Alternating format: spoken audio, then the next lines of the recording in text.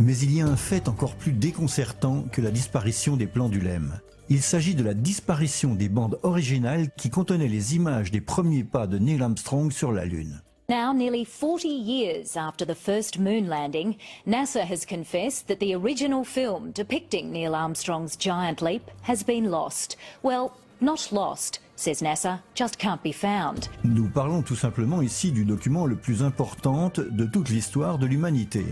Les premiers pas d'un être humain sur un autre corps céleste, le tout enregistré sur une bande magnétique par les stations réceptrices situées sur Terre. Comme tel, on s'attendrait à ce que ces bandes magnétiques soient conservées sous clé, dans un air à température et humidité ambiante contrôlée, dans un lieu accessible seulement par quelques personnes triées sur le volet. Mais rien de cela ne s'est produit.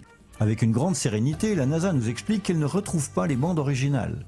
La nouvelle fut tellement déconcertante que le réalisateur Aaron Rannon a voulu vérifier tout ceci en personne en interviewant directement l'ex-directeur de vol de la mission Apollo 11, Jen Kranz. I haven't seen anything that indicates the telemetry data is even in existence, and as I said, even if we had it, we don't have the machines to play it back.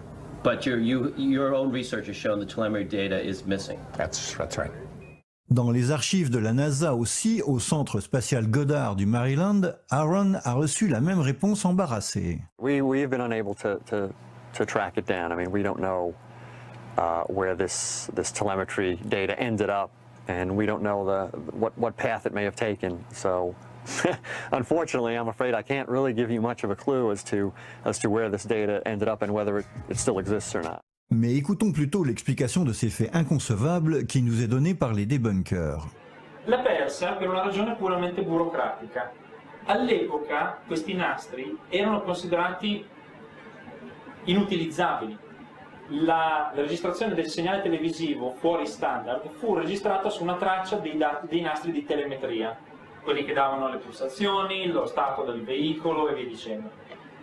Secondo prassi, dopo un certo numero di anni, i dati di telemetria delle missioni, se non li chiama più nessuno, vengono mandati alla cancellazione, perché i nastri costano e allora non si lasciano lì a marcire, si smagnetizzano, si riutilizzano. D'après Attivissimo, donc, il y aurait une pratique habituelle de la NASA consistant à détruire automatiquement les bandes magnétiques si personne ne les a plus demandées. Même si ces bandes, comme nous l'avons vu, contiennent tout simplement la documentation la plus importante de toute l'histoire de l'humanité. Néanmoins, soyons clairs, la perte des images originales des premiers pas de l'homme sur la Lune n'est pas en soi un dommage irréparable, puisqu'il existe des copies de leur transmission numérisées récemment et qui sont même de meilleure qualité que les originaux disparus. Mais le problème est que ces bandes, en plus des images de la promenade lunaire, contenaient des données scientifiques importantes de télémétrie qui allaient du rythme cardiaque des astronautes aux mesures techniques de l'état des instruments du LEM, et donc aussi de sa situation effective dans l'espace à ce moment-là.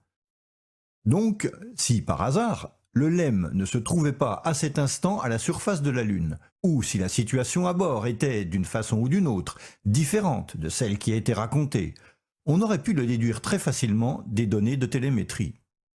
Par conséquent, ceux qui le désirent peuvent tranquillement continuer à croire à l'histoire des bandes effacées et réutilisées parce que ça coûtait trop cher. Les autres peuvent voir poindre une question légitime. Qu'y avait-il donc de si important sur ces enregistrements qu'il faille inventer une excuse si peu crédible, justifiant de ne plus pouvoir donner accès aux chercheurs ou aux scientifiques qui voudraient les examiner ?